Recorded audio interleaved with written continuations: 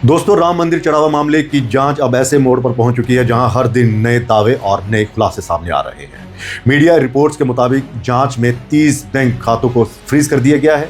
आरोप है कि दान की रकम का कुछ हिस्सा शेयर मार्केट में लगाया गया, कुछ रकम ब्याज पर दी गई और लेन देन छुपाने के लिए रिश्तेदारों के खातों का इस्तेमाल किया गया।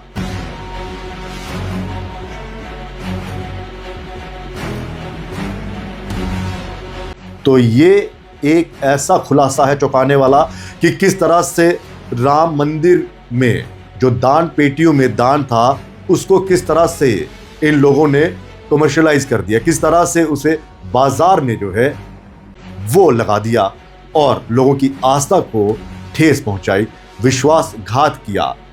लेकिन सवाल यह है कि सिर्फ यही लोग दोषी हैं? बड़े लोगों को बचाने की कोशिश की जा रही है?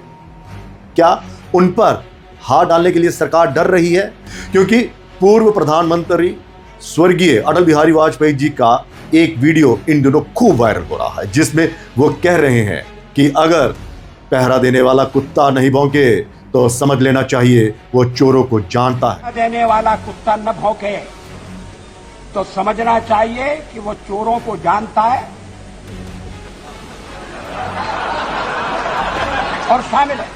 तो क्या राम मंदिर में हुई दान चोरी के मामले में सरकार किसी को बचाना चाहती है?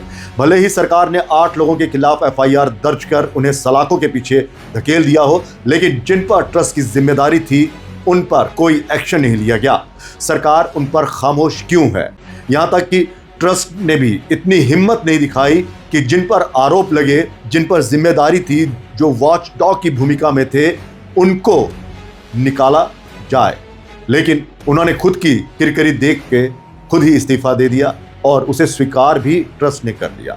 सरकार इनके खिलाफ शायद इसलिए भी एक्शन नहीं ले रही है क्योंकि ये बेहद पावरफुल लोग थे। चंपत राय बंसल, जिन्होंने एक अहम भूमिका निभाई थी राम मंदिर के निर्माण में। जब आपको पता है कि 1992 में जब राम मंदिर को बनाने की एक मुहिम चली थी, तब चंपत राय ने एक अहम भूमिका निभाई थी। अनिल मिश्रा, गोपाल राव, ये इतने पावरफुल लोग हैं कि सरकार इनके सामने बौनी नजर आ रही है। तभी तो ट्रस्ट ने इनके खिलाफ कोई एक्शन नहीं लिया। सरकार ने 8 लोगों के खिलाफ कार्रवाई कर दी, लेकिन इन पर किसी तरह का कोई एक्शन नहीं लिया गया। हालांकि इनकी पावर को सीज कर दिया गया है। अब दर्शन के लिए इनके द्वारा जारी किए गए पास जो है वो वैध नहीं होंगे। लेकिन सवाल फिर वही कि राम मंदिर ट्रस्ट के सचिव चंपत राय का ड्राइवर इतना शातिर होगा, किसी ने सपने में भी नहीं सोचा था उसके पास इतनी पावर आ जाएगी कि उसके कहने पर दर्शन होंगे। और वो दान पेटियों से चोरी करता रहा, उसका गैंग चोरी करता रहा, किसी को पता तक नहीं चला। और अब जैसे जैसे जांच बढ़ रही है, खुलासे पर खुलासे हो रहे हैं। लालच की स्पीड इतनी कि बुलेट ट्रेन भी पिछड़ जाए, बेईमानी ऐसी कि प्रभु श्री राम जी के चरणों में रहकर भी पाप का कोई भय नहीं, ना कोई शर्म, ना कोई हया। हिंदुओं की आस्था को बस तार तार करना इनका मकसद था। दिल में प्रभु श्री राम के प्रति कोई श्रद्धा नहीं। उनकी दान पेटी पर गिद्ध की तरह ये लोग नजर गड़ाए हुए थे। लेकिन कहते हैं ना, पाप का घड़ा जब भर जाता है तो वो टूटता ही टूटता है।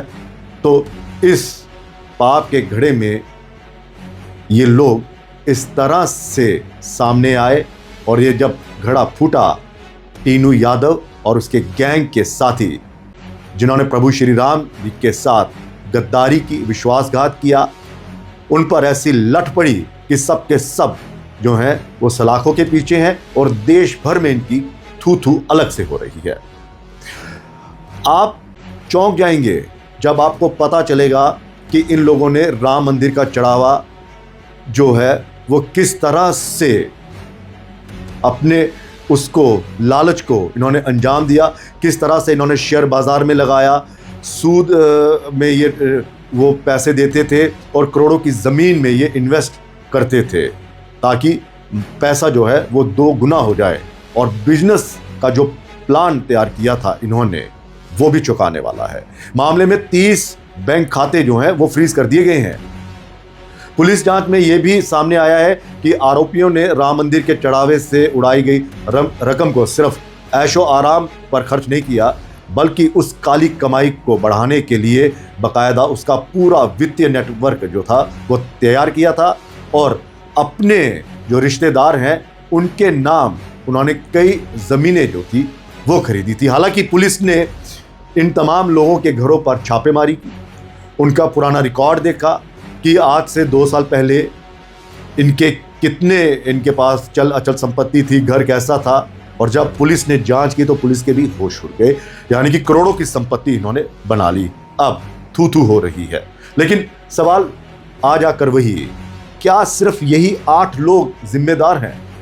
तो वहीं राम मंदिर में चढ़ावा चोरी प्रकरण के बीच पैसा गिनने वाले करीब 24 कर्मचारियों ने सामूहिक इस्तीफा दे दिया है।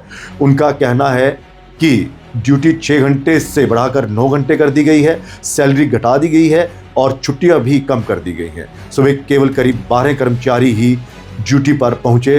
अब नए कर्मचारियों को भर्ती जो है वो की जाएगी।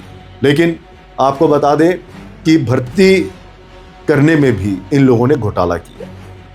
इसकी अलग से चार्जशीट दाखिल की गई है और जांच भी हो रही है कि किस किस ने 124 जो वहाँ पर कर्मचारी लगाए थे, क्या उनसे किसी ने पैसे लिए थे? क्यों? क्योंकि शायद जो 124 लोग भर्ती किए थे उनमें से कुछ लोग इनके गैंग के बंदे हों, वो लोग भी इसमें इन्वॉल्व हों जो दान पेटी से पैसा चुरा कर इनको देते थे। राम मंदिर में चढ़ावा चोरी की जांच के बीच अब मंदिर की पूरी कार्यप्रणाली भी बदलने लगी है। इस बदलाव का सबसे बड़ा असर अब उन कर्मचारियों पर दिखाई दे रहा है जो वहां पर काम करते हैं।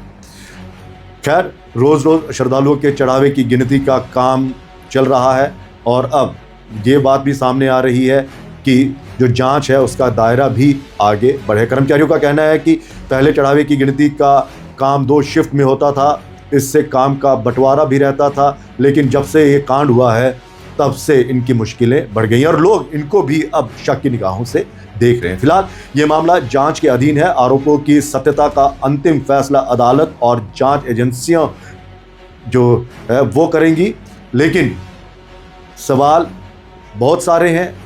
अब तय अदालत को करना है, लोगों के ज़मीर को भी करना है और जिन्होंने इस चोरी में अपनी अहम भूमिका निभाई है, अगर वो अपने पापों को धोना चाहते हैं तो उन्हें बताना होगा कि इसके पीछे किसका हाथ है, क्योंकि पारदर्शिता की बेहद ज़रूरत है और जवाबदेही भी जो है वो तय करनी होगी। तो वहीं आप इस पूरे मामले को कैसे देखते हैं, अपनी राय कमेंट में ज़रूर बताइए और अगर वीडियो पसंद आया हो तो लाइक और शेयर ज़रूर करिए।